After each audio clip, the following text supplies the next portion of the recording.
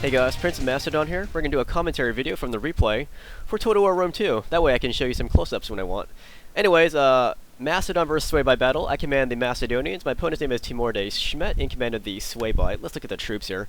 My opponent has 2 units of Swordmasters, 6 units of the Longbow Hunters, 2 units of Berserkers, 4 units of Spear Warbands, and 6 units of Riders of the Hunt. Those are light horsemen. I have 2 Royal Peltists, 2 Aspis Companions with 1 Experience Chevron added each, 3 Rhodian Slingers, and 6 units of the Thorax Swordsmen. So my opponent achieved a full stack army. So that could be good if he takes advantage of his numbers. Anyways, this is located somewhere in Eildon. That's the battlefield here. So there's this piece of elevation right here, and I want to fight for it. But my opponent's already there. He starts out right next to it, and you can see some of his cav was running up there. So I'm going to send all my units rushing up there, way up there. I got my Aspis leading the way because they're the fastest. Next are my Rhodian Slingers and the Royal Peltists and all my Thorax Swords. So he has his 6 units of cav. That's all of his cav right there. And you can see these guys are chilling over here for now. You can't see his archers because they're right there and they're hidden. So I see him leaving that piece of terrain, so I'm going to press the initiative here.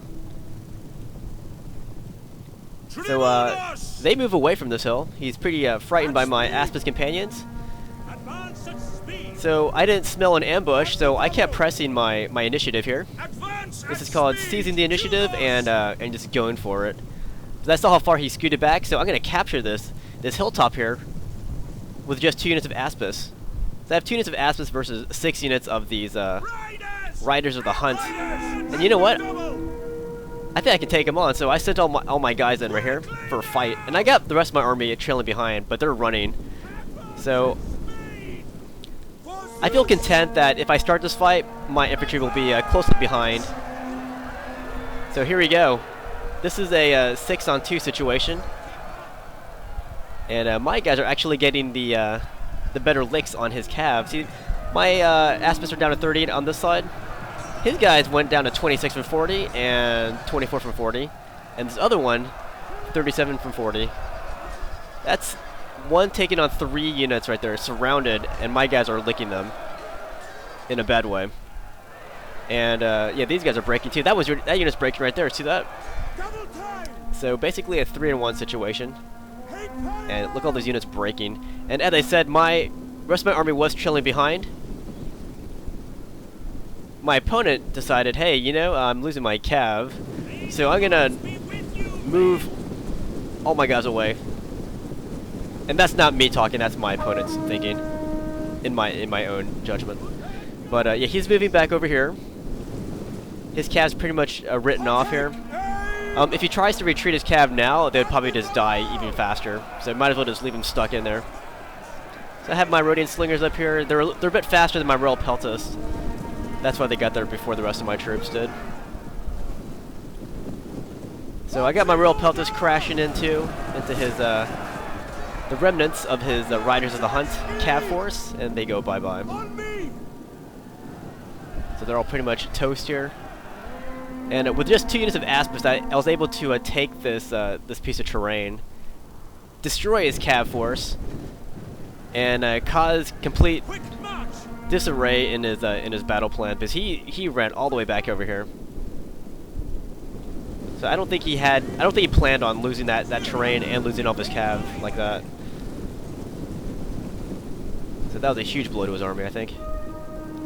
And that's what I just call you know, taking the initiative and just exerting your advantage right there.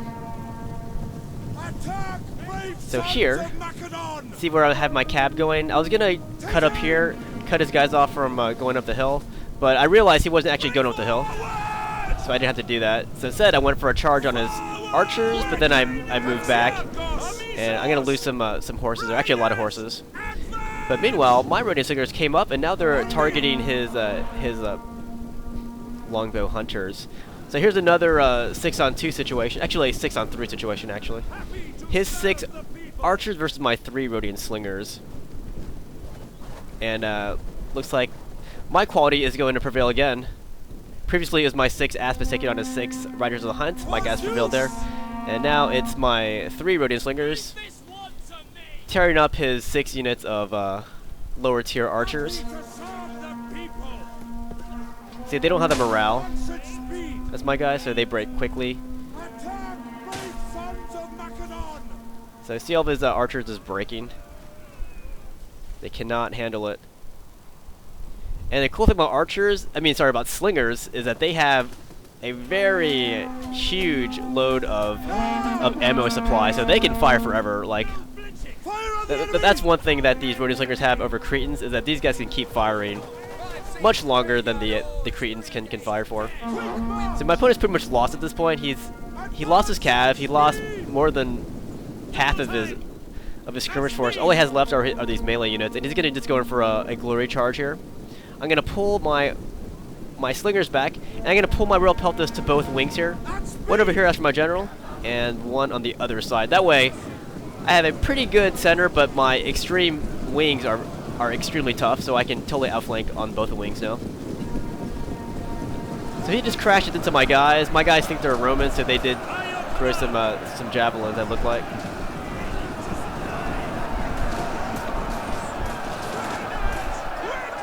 So, I've got my Aspis. They're still here. Pretty depleted, but they're still in the fight. Send them around the wings over here, and they're going to take out these archers, those that remain. I'm also having my Royal Peltas, that's my general, going around the flanks here.